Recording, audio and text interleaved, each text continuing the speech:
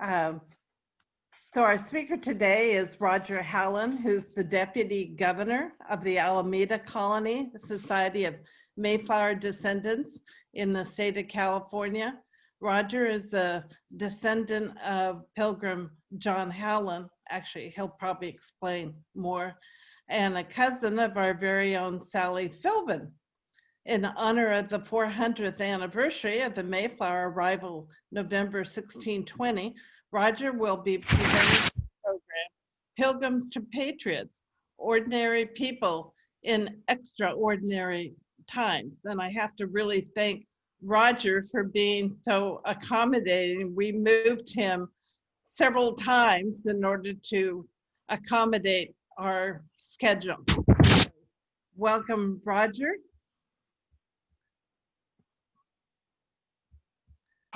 I take it I'm on. Hopefully everyone can hear me just fine.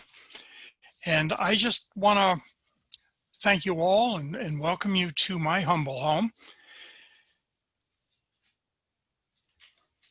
The people on the Mayflower are often just thought of a number of religious folks who were seeking religious freedom and came to the New World to establish a colony. Most of us don't know much more about them than that. And I'd like to go into some greater detail as to who some of these folks were. I don't have biographies on everybody, but a number of these folks are very, very interesting. They were ordinary people who found themselves in extraordinary times. 400 years ago, right at this point in time in the calendar, these folks had been at sea for almost 2 months. They were a small group of religious discontents who had been at odds with King James I and the church in England. They had some very specific ideas about religion. And King James also had some very specific ideas about religion. Unfortunately, the two were opposed. James had passed laws that everyone had to attend the Church of England's services. This did not sit well with the Catholics. This did not sit well with the Puritans who were trying to modify the Church of England, and it drove the religious folks who were brownists absolutely up a tree. They just couldn't go along with it, couldn't go along with the law mandating that they attend the Church of England. And so there had been a split between these folks and the Crown. The Crown had its reasons for wanting everyone to be members of the Church of England. There had been 2 attempts on James I's life within his first 3 years of rule. You all will recall possibly the gunpowder plot, where Guy Fawkes set barrels of gunpowder underneath Parliament with the intent of blowing up Parliament and killing everyone there, including the king and his family. When he was apprehended, he was not amused. Parliament was not amused. And so there started out to be quite a vendetta against anybody who held differing opinions about how to worship. Unfortunately, the Pilgrims were among the group that did not go along or see eye to eye with the Crown. And so they were first harassed. And when they tried to hold religious services in their own homes, The church and the government set up watchers to observe them so that they could go up and break up any of these meetings. They were harassed. They were slandered. Eventually, they were fined, put in jail, until they were able to escape and leave England in 1608. At that time, they had set up a ship that would take them to Holland. And the men were able to board first because they came a different route to the ship than the women and children. When the women and children started to get close to the dock where the ship was, the townspeople set out to arrest them, and the ship had to set sail for Holland without the women and children. This was their second attempt at trying to leave England. And when they got to Holland, it was another 6 months to 8 months before the women and children were permitted to leave and join them in Holland. But when they got to Holland, there wasn't much work available. They didn't speak the language. They only sort of had the customs in mind. And so they were relegated to the lowest and meanest jobs with the lowest pay. While they had sold their goods in England to support themselves and make this journey and hire the ship, they didn't have much. And so it was in June of 1620 that they were able to assemble, make arrangements with the Virginia Company of London to venture out to the New World. Now, when they had approached the Virginia Company, there wasn't enough of a quorum of people to make up a full boatload or to even flesh out to make a colony viable. And so the Virginia Company had run advertisements all throughout England to raise the number of people that they felt would be needed to establish a colony in the northern parts of Virginia.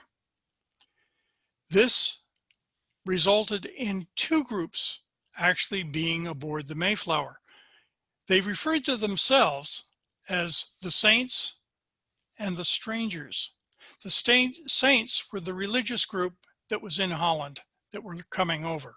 The Strangers were the merchant adventurers, those in England who were not necessarily of the same faith, but were interested in giving it a go because land was available in the New World where it really was not readily available unless you were of the upper crust. So they finally struck out in September of 1620, having had a number of delays in their departure. They were headed to 40 degrees latitude, which is the same latitude as the French Riviera. They were hoping for a comfortable reception in the New World and not a harsh winter. So with 40 degrees latitude as their goal, they set out. What could possibly go wrong?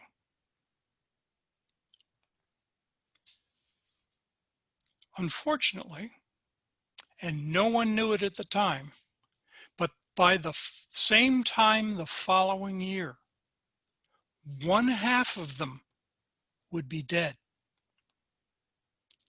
The Mayflower would be an abandoned, rotting hulk on the banks of the Thames.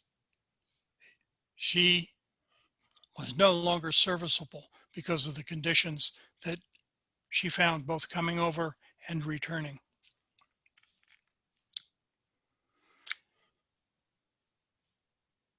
But I'm a bit ahead of myself in who I want to talk about, who was actually on the ship.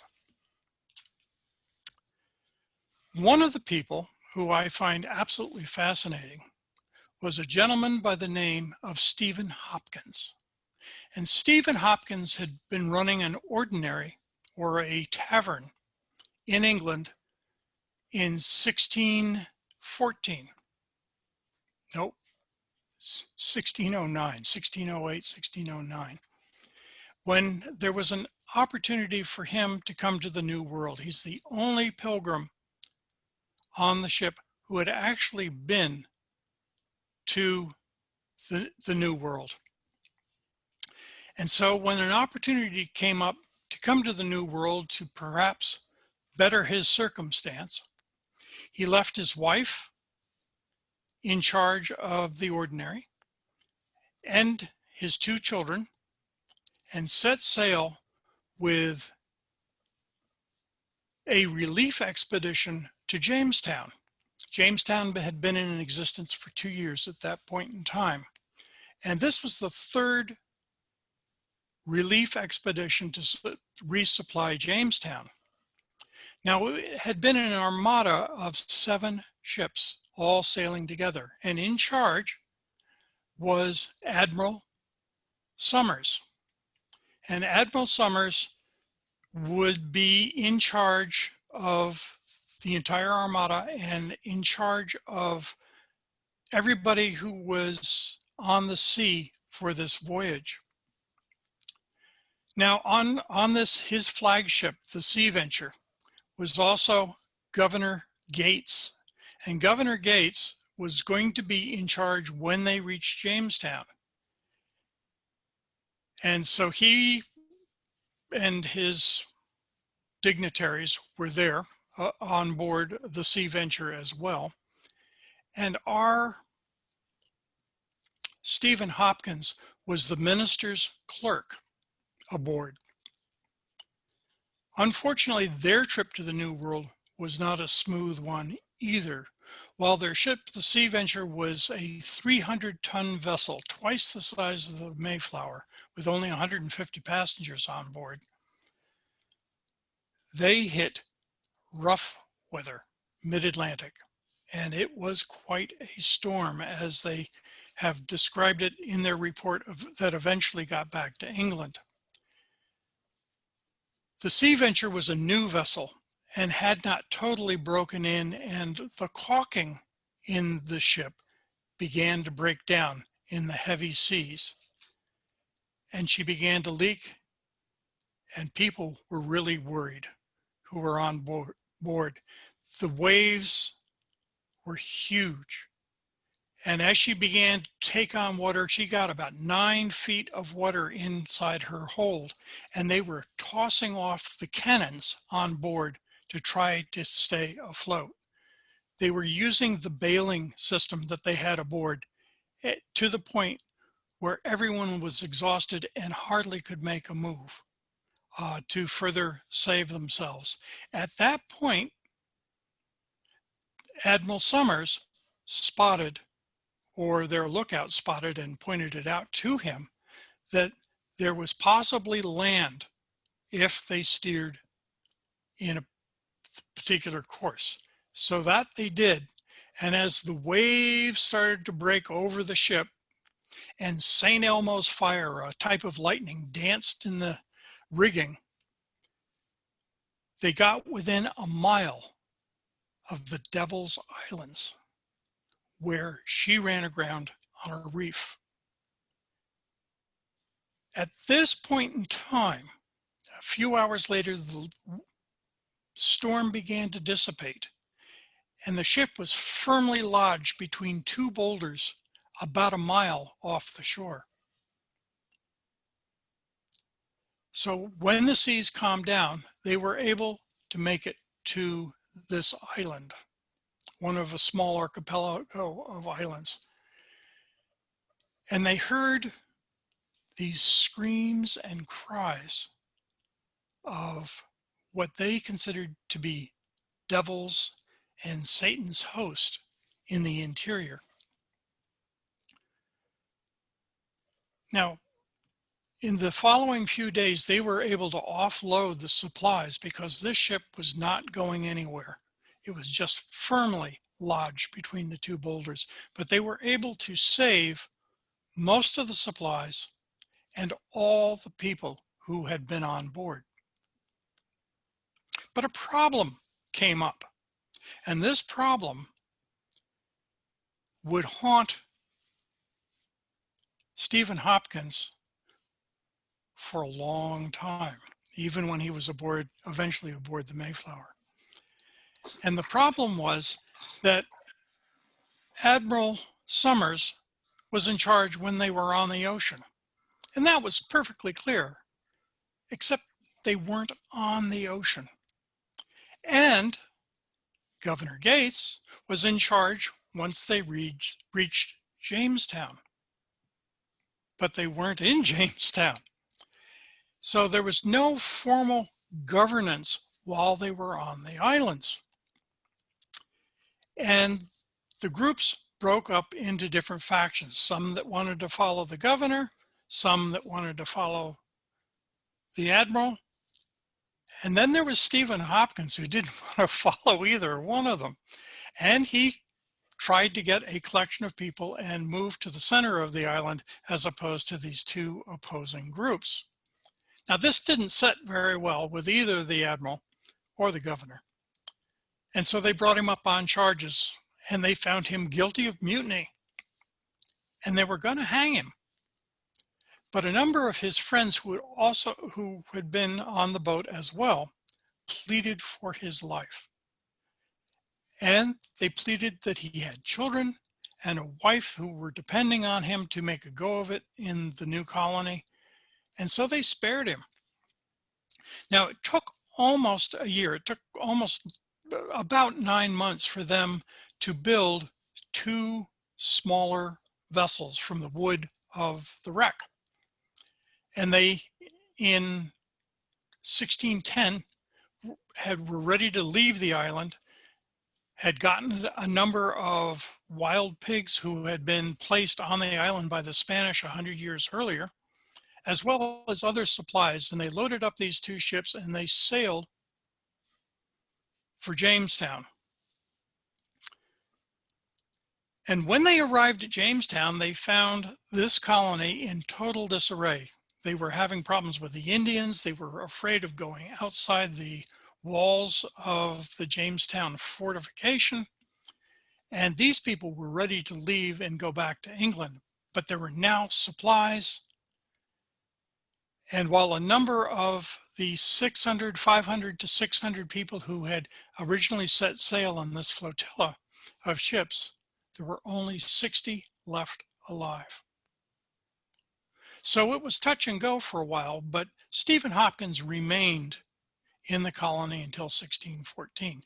The news of their miraculous survival, the resupply of Jamestown, was sent in a letter back to England, back to the Virginia Company of London, and there was great celebration that it had not been a total loss and disaster. A playwright in England got a hold of the particulars of this and decided it would make a great plot for a play. Now, he'd make some changes in it, but the story comes down to us today as Shakespeare's The Tempest, which closely mirrors the report that was sent back in 1610 to the Virginia Company. So that is the basis of The Tempest. In The Tempest, there is a character by the name of Stephano, who probably is Stephen Hopkins.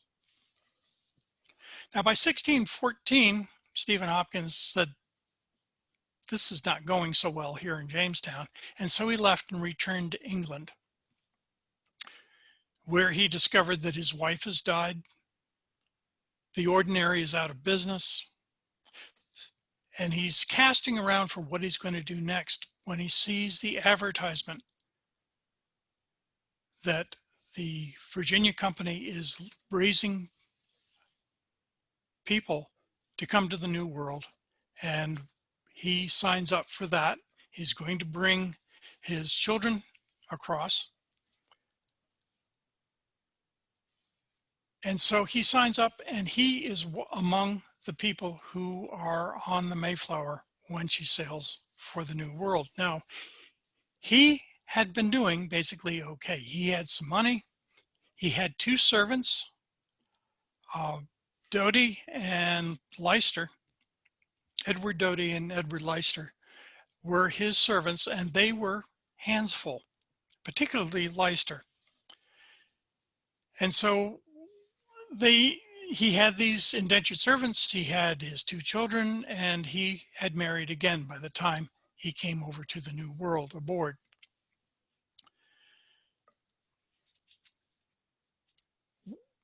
As the Mayflower came closer to the States, they were not at the 40th parallel. They were north of the 40th parallel. And so they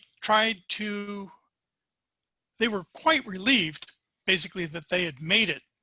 However, they were not real keen on exactly, in what, could I go for one more map? The map of here. And they had reached basically the top of the arm there of Cape Cod, and they were going to sail south until they got to the location of essentially New York, where New York is today, which is at the 40th parallel. As they came down Cape Cod's coast to get south, they ran across the area of the ocean known now as, it's right at the bottom, not quite where the whale is. And it is, well, on the maps of the time, it's now Pollock, the Pollock Riff. But at the time, it was called Tucker's Terror, and for very good reason. Here is an area of ocean where it's shifting sandbars that go quite a ways out. And you could never trust where anything had been the day before, because the ocean bottom, which was quite shallow, would continue to shift. And there were breakers, waves that were coming in from all different directions. And the Mayflower, of course, is only powered by sail. And it was very tricky business. And they were afraid, because it was getting towards night, that they were going to end up sinking just in sight of land. So they turned and sailed north again, turned around, tried it again, ran into exactly the same thing, even though they had gone a little bit further out, back east, and they couldn't do it. So they sailed back to where it says First Landing, which is now Providence Town in Cape Cod. Now, when they got there, there were a number of people who were grumbling and cursing that they were not going to land where they had planned, where they had intended to land. And there was what Bradford later refers to as mutinous speeches. And it is speculated, because they were in the same situation that they had been in Bermuda, or the Devil's Isle, as the case may be. There was no authority, specific authority on board that could govern them once they reached land. So they pondered what they were going to do for a little while, and decided that they would draft their own law, which would govern them in the New World where they were landing. And this document is referred to as the Mayflower Compact. And it is the first instance of an English group establishing self-governance. And all adult males were to sign this document before they were even allowed to set foot on land. and they wanted to set foot on land. The Mayflower, as you may know, may have visited it in Plymouth, is a rather small boat. It's 100 feet long or 102 feet long, and at its widest point is 28 feet. And these people were packed in like sardines. There were no showers. It must have smelled really bad.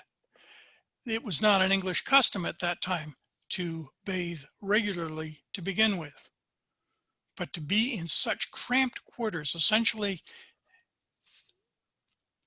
they had about 6 feet by 3 or 4 feet each. And this included women and men and children. There was an additional crew size of about 35 to 40 plus the captain. It was a very cramped quarter, and they were really ready to get off the boat. However, they didn't know what they were going to meet once they got off the boat. And so the men went first, exploring in a longboat to find where it might be safe, to establish that there weren't any Indians that were going to get them immediately. And they started to explore and look for a place that would be suitable for the colony. A number of people went on that voyage to explore around, but they didn't see any Native Americans. That time of year, the Native Americans actually go inland mostly, except for a few hunting parties. And they ran into a hunting party and made signs to see if they could get some food. But the Indians ran away. So they set up camp at what's called First Encounter Beach. And First Encounter Beach is an area down the coast a little bit. If we go back to that other map, the Cape Cod map, First Encounter Beach is where they really had their first experience with the Native Americans. It was late, it was too late to row back or sail back to the Mayflower, which was at first landing. And so they built a lean-to, they had a fire, they took off their armor. Some of the armor was stowed in the longboat that they had. Some of it was at the lean-to. And about 4 in the morning, they heard these whoops and cries, and it was Native Americans, and they had launched an attack on these Pilgrims. Arrows were pouring into the camp. And some of the Pilgrims had been down at the longboat trying to get started for an early set out for their return voyage, and some were still back up at the lean-to when the rain of arrows started. And they weren't wearing their armor, and there were only some guns at the boat, and some were still up at the lean-to, and the two groups were separated. This was before the time of the flintlock rifle, where you could load up and the hammer would ignite the powder in the musket. They had what is called a matchlock. It's a precursor to the flintlock, and a matchlock's ignition source is a long rope that had been impregnated with saltpeter, so it would burn a long time, like 20, 30 minutes, like a cigarette. And the hammer would drop into the flash pan if you could get it lit. But there's no way they could get the dang matches lit when they were down at the boat. So somebody, and we don't know who, had the nerve basically to run under this shower of arrows to where the campfire had been the previous night and kick a log that still had embers on it from the previous night under the boat so the men there could light their matches and return fire. And that they did for the next hour and a half. The Indians shooting arrows, and these people under the boat and at the lean-to, returning fire as best they could. And it went on, as I said, for an hour and a half. And at the end of that time, the Indians sank back into the woods beyond the shoreline. And the Pilgrims came out and they had holes in some of their clothes that had been hanging up to dry for the evening where the arrows had hit them. But no one, none of them had been struck and injured. So they went out in towards the woods where the Indians had receded and looked around. And with all the shooting for the hour and a half, no Indians had been hit either. And that was the experience at First Encounter Beach.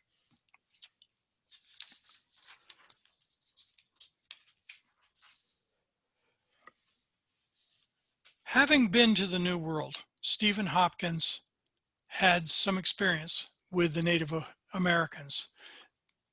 Both groups had spoken or spoke a dialect of Algonquin. The people around Jamestown spoke Algonquin, and the Wampanoag up where Plymouth and on the area of Cape Cod also spoke a dialect. It wasn't exactly the same dialect, but it was a dialect of Algonquin. And so Stephen Hopkins had learned some, and he had also learned a number of the Indian ways and the Indian ways of hunting and doing that sort of thing. And as the Pilgrims were going through the woods looking to make contact and exploring Cape Cod, Hopkins spotted a trap, a deer trap that had been set by the Native Americans. And he called out and he warned everyone, at least he had hoped he'd warned everyone, that there was a trap there. Well, Billington did not hear the warning and stepped into the triggering device and was immediately snatched and suspended upside down from this deer trap. And they had to cut him down from it. But from that point, it really established Stephen Hopkins' credibility as far as knowing about Indian ways. In February, after they had settled on Patuxent, or what's now Plymouth, as their place where they wanted to settle, a Native American by the name of Samoset came walking into camp one day, bold as brass, walked up to the assembled group and said, "Welcome, Englishmen."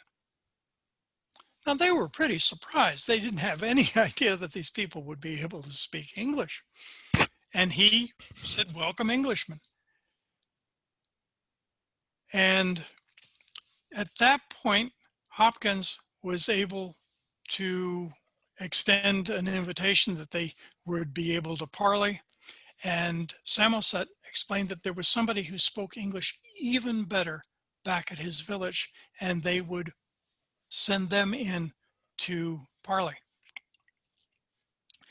And so it was that Squanto arrived, and Hobomok, and of course Massasoit with his natives, and they were able to negotiate a peace treaty. And the most remarkable thing about this peace treaty is it actually held for 50 years, for the lifetime of the original Pilgrims. After that, of course, things went south. And there were a number of Indian wars and that sort of thing, which were not the happiest times for anybody.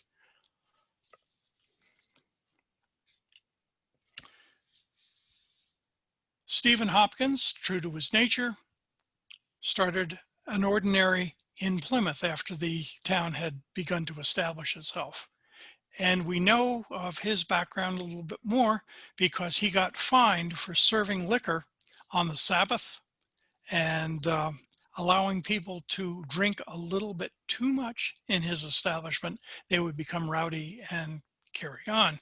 And so he was fined £5 in 1637. He was also fined £5 for selling nutmeg at very expensive rates, which the rest of the community felt were just exorbitant.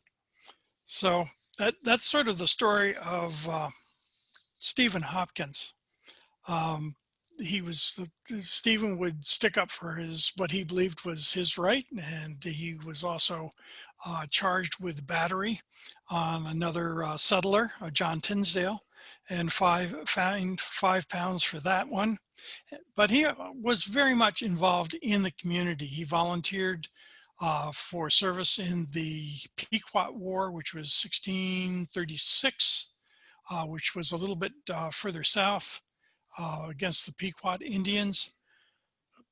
And rather interesting and colorful person. He has some interesting descendants. Robert Treat Paine, who signed the Declaration of Independence, is one of his descendants. Levi Parsons Morton, who was the 22nd Vice President of the United States, is also one of his descendants. And someone you may have heard of as well, Norman Rockwell, the artist, is also a descendant of Stephen Hopkins. Next person or group of people I'd like to talk about is John Alden and Priscilla Mullins of Longfellow's Speak for Yourself, John Alden and Priscilla Mullins in the courtship of Miles Standish. John Alden had been a cooper aboard the Mayflower, the barrel maker, important job. He maintained the supplies of beer and of water, and was quite handy with tools. He was a young man who is believed possibly to have been the nephew of the ship's captain, Christopher Jones. So when he signed on for this duty, he was an ordinary seaman. Cooper, but ordinary seaman. But as they came across, and when they found themselves in the situation that they found themselves, a plea went out for any of the crew who might like to stay at least for a year and help establish the colony. The Mayflower would leave before then, but they could catch the next boat back if they were interested. So John Alden signed the Mayflower Compact along with the passengers. And apparently, one of the other passengers, Priscilla Mullins, had caught his eye. Now, Priscilla was the daughter of William Mullins and his wife Alice, and had a brother also who would come over. But during the winter of the first year, conditions were quite severe. It wasn't the French Riviera that they had hoped. This was a very brutal winter. Their food supplies had been consumed while waiting in England to try to repair one of the other ships that was going to come along with the Mayflower but didn't. And they were low on food, and people were getting sick, real sick. And one of the first group of people who died were William Mullins, Priscilla's father, her mother, and her brother. There she was, an orphan in the New World with nobody. They soon married and started to raise a family within the first couple of years. John Alden adopted the Puritan beliefs, the Brownists' beliefs, and became somewhat of a fanatic in regards to his new adopted religion throughout his entire lifetime. And he spent a lot of time persecuting anybody who was another faith. He made it's how I found out about some of my family heritage who were Quakers. He persecuted the Quakers something awful. And, and the court records of Plymouth are replete with all this harassment of people of other religions in the colony, thanks in large part to John Alden. He had a number of children with Priscilla Mullins. He's one of the larger group of descendants who are members of the Mayflower Society. And some of his descendants are John Adams, President John Adams, the second president of the United States, John Quincy Adams, and if you go further down, Calvin Coolidge, Dick Van Dyke. Marilyn Monroe is one of his descendants. Orson Welles, Henry Wadsworth Longfellow. And the list undoubtedly goes on from there. But and nobody knows much about his earlier background. There's been speculation, but nothing proven. He's sort of a nebulous character prior to his signing on to the Mayflower.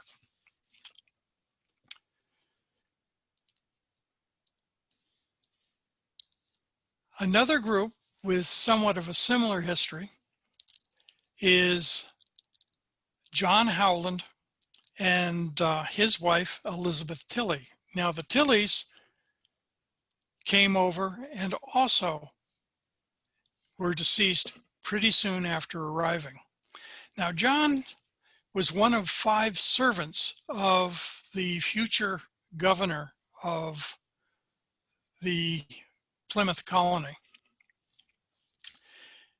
And his crossing claim to fame was that mid-Atlantic, during one of the numerous storms and heavy seas that the Mayflower encountered, came up on deck. And I suspect that people were so sick down below that he absolutely couldn't stand it and came up, even though he was warned against it.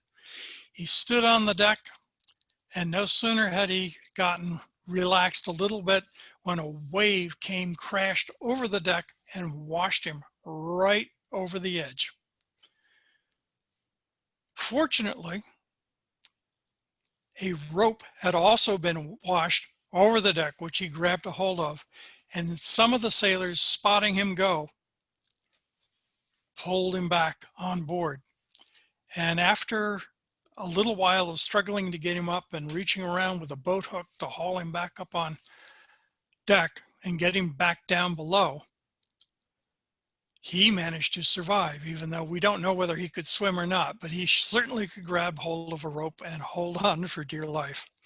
So that was John Howland. Now, it wasn't long. As I said, he was one of 5 servants, indentures, that was on board for John Carver.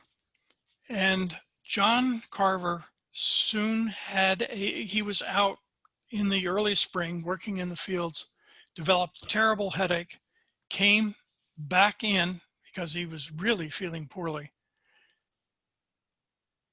lay down, and never got up again. He died a few days later. His wife also died.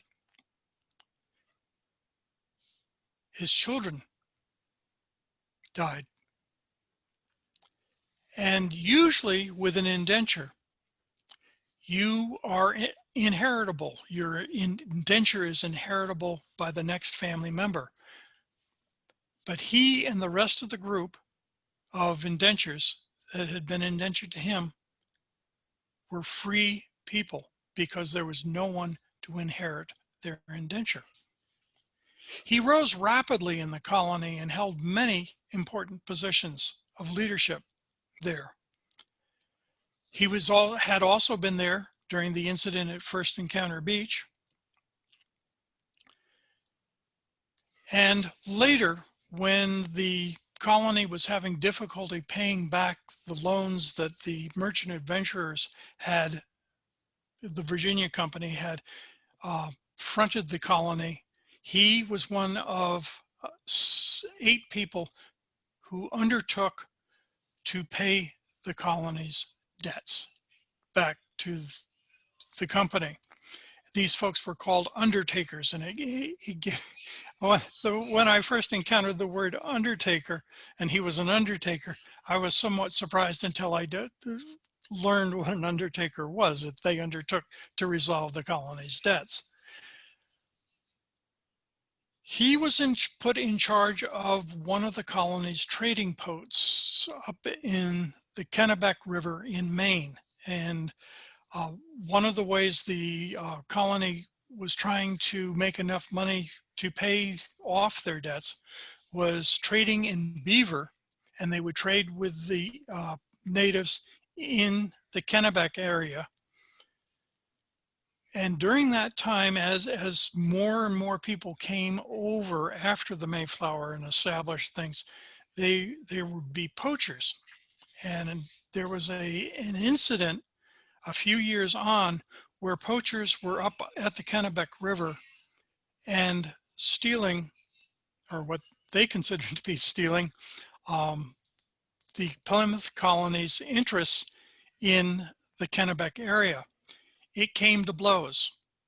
And apparently one of the people of the opposing group shot one of the members of the Plymouth group. And in return, the Plymouth group fired back and killed one of the other group that was out of Boston. John Howland was brought up on charges of murder for this incident until everything got straightened out as to what actually had occurred, and he was no longer prosecuted for it. But an interesting side note, and helps you get to know the character of the person a little bit more. I think I mentioned, did I mention? I'm not sure I did. John Quincy Adams, and Nathaniel Gorham. Nathaniel Gorham was one of the signers of the U.S. Constitution, are all his descendants of Howland and Elizabeth Tilley. Herbert Walker Bush, George Bush, Franklin Delano Roosevelt, Sarah Palin, Benjamin Spock, Humphrey Bogart, and Joseph Smith are all descendants of John Howland. Third person I'd like to talk about is Richard Warren. And Richard Warren came over by himself aboard the Mayflower, but he had a family of 5 daughters and a wife who came later. He was one of the merchant adventurers who had been recruited, and not much is really known about him other than he had some money backing him. And I say that because he is the only person who William Bradford mentions and calls Mr. Warren. And Mr. is a term at that time used to denote a gentleman, someone who was of means and did not have to work with his hands to support himself. He had investments, he had money. So he's the only one who is called Mr. by Bradford.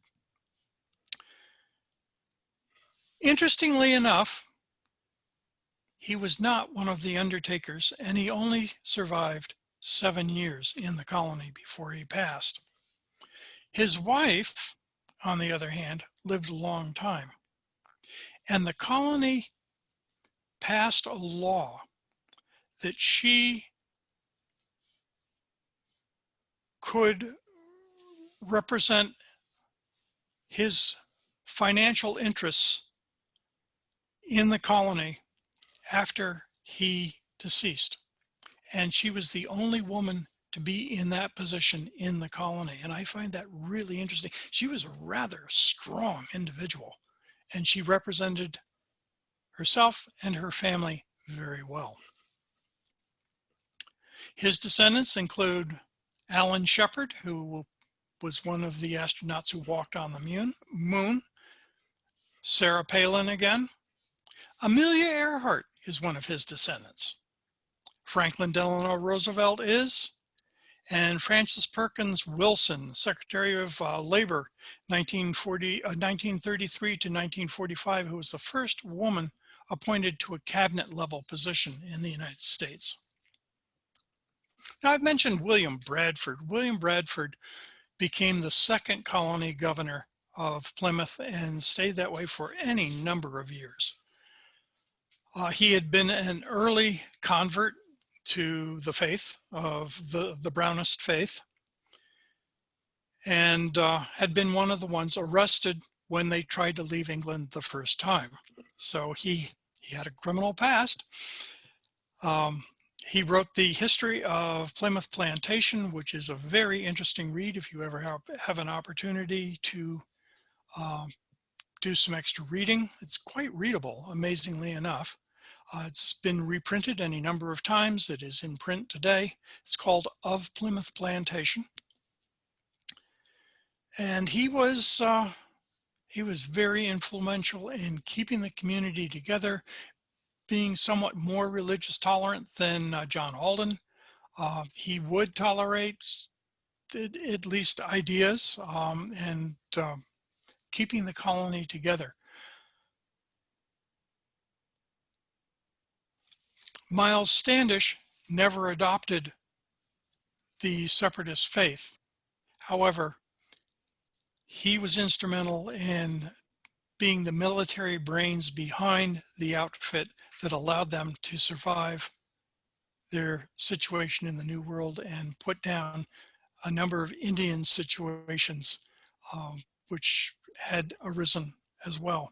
His ancestor or his descendants include Deborah Sampson, and Deborah Sampson you may or may not be familiar with, but she was I won't say the only woman, but the only recognized woman to serve in the Continental Army disguised as a man. And she was the only one granted a military pension at the end of the war, although it was long after the war, because she had to fight for that. She really had the distinction of being in combat disguised as a man. She led attacks with her supporting soldiers. She was promoted. During the attack, she was wounded at least twice. She was shot in the thigh and had a saber cut in her forehead in her encounters with the British. Interestingly, she did not want to tip her hand about being a woman. And so she extracted the bullet from her thigh without anesthesia herself, so that she would not be discovered that she was a woman. She, after several years of service, eventually her disguise was discovered, and it was discovered because she had become quite ill, had lost consciousness, taken to a hospital for treatment, and there they made the discovery.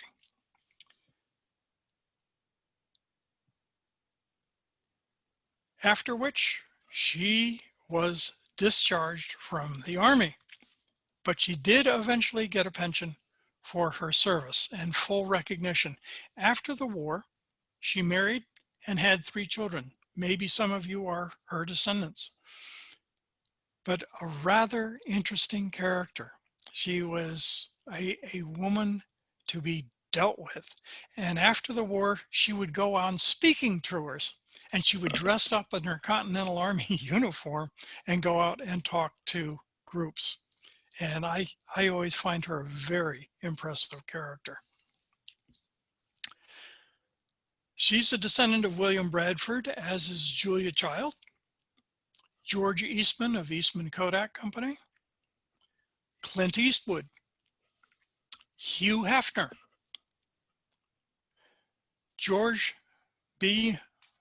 McClellan, Major General in the Civil War, Steve Reeves, who played Superman, Cokie Roberts, who you might know from NPR, and Noah Webster, and of course the Flying Nun, Sally Field.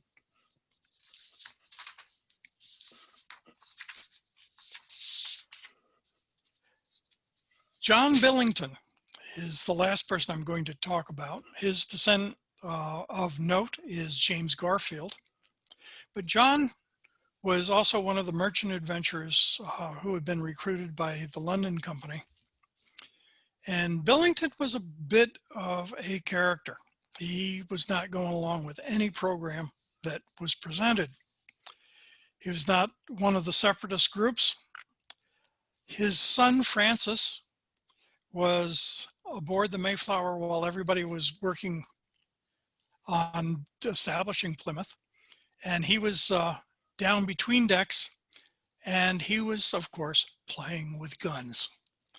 And down below decks is, of course, where they were storing the gunpowder for the cannons and muskets and everything, and he could have just blown up the entire ship. He didn't, amazingly enough, and he was severely reprimanded when they caught up with him. But like father, like son, he was a handful. His other son wandered off into the woods after they had established themselves, just beginning to establish themselves in the Plymouth colony. And he climbed up a tree and he spotted a body of water. And he was sure that it was the Pacific Ocean, that they had done it. They had found the Northwest Passage. So he came back and he made his announcement and proclamation to the entire group. And the rest of the group went to explore it. And it turned out just to be a large pond. But to this day, in his honor, that pond is called the Billington Sea. Now, Billington had strong feelings, strong passions, and generally was not a team player. And he had words with one of the other newer people who had come over after the Mayflower. And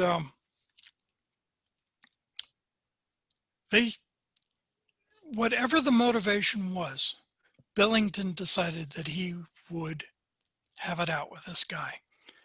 And so he took his musket and he waited for him in the woods. And when the other gentleman, Mr. Newcomen, came wandering past, Billington popped up and shot him dead.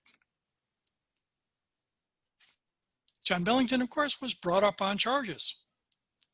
And he was sentenced to hang. He's the only Mayflower passenger who was executed in 1630, 10 years after they had arrived. These were ordinary people, but they found themselves in extraordinary situations, extraordinary times. His wife, 6 years later, in 1636, also being somewhat strong-willed and a character, was fined 5 shillings or five pounds, and also sentenced to sit in the stocks and be whipped with a lash for slandering a gentleman by the name of John Doane. But that's Billington. All the people on the Mayflower have their own unique stories, and it's worth getting to know them. Other people who were descended from Mayflower folk include Nelson Rockefeller, Zachary Taylor, Bing Crosby, Katharine Hepburn, again Sarah Palin from William Brewster, a whole collection of people who were descended from the Pilgrims. Some of them famous, some of them infamous, some of them just folks. And that's what I really wanted to talk to you about today, as far as who were the people on the Mayflower as individuals. I hope you enjoyed the presentation. I'd be happy to entertain questions if I can answer them. So back to you folks. And perhaps we can go through the moderator or Okay. something on question and answer if there are questions. Okay. Do we have any questions for Roger? You can unmute yourself if you have a question. So Roger, who is your descendant from John Howland and Elizabeth Tilley? Which child? Actually, I am not a descendant of John Howland. I am a descendant from his brother, Henry. John had a number of brothers, Humphrey, Henry, Arthur, and there are a couple of others. Humphrey remained in the wool business in London. Henry had been apprenticed to him but never finished his apprenticeship. Arthur, I'm not so sure about. Arthur and Henry became Quakers, and how I know about them is because they ended up in court all the time for being Quakers or entertaining Quakers in their house. So my actual lines go back to, who do they go back to? They go back to William Mullins and John Alden and Richard Warren. Richard Warren. That's who, yeah, that's how I'm related to Sally. So thank you, Sally. Okay, so I go back to Lydia. That was Howland and Elizabeth Tilley's fifth child. Uh-huh. Excellent.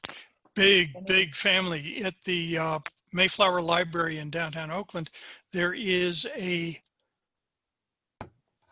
at least a 6 and it may be 7-volume tome on the first 5 generations from John Howland. It's a huge family, many descendants.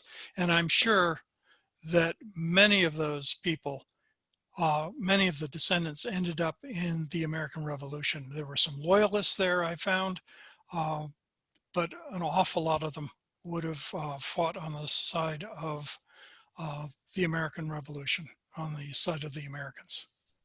Yeah, so Any other questions? one of the names you mentioned had a treat in the middle of it, and we have treats in our family also. Well worth researching. What were you called them? Brownings? Browner? Brownus, the What was that? original idea, the Pilgrims, they knew they were pilgrims. However, they didn't really call themselves pilgrims. In terms of religion, Richard Brown, Reverend Richard Brown in England, had a break with the Church of England, and taught that they really did not need an intermediary in terms of a priest and the bishops and that sort of thing, that people could communicate directly with God and be responsible to God themselves. They didn't have to go through any of that. And they became followers of Reverend Brown. And you can Google him. He's an interesting person. He eventually renounced his beliefs and came back to the Church of England. But his followers did not. Right. Well, Okay. well, thank you, Roger. It was a very interesting program, an informative program on the Mayflower. Pretty soon we're gonna take a break. So if anyone, if you want to stay through the break, there might be some more questions. Okay. But for now, we appreciate you taking your time out of your schedule to present today's program. We would like we would like to present you with a certificate of appreciation from the district, which will be mailed to you along with an honorarium.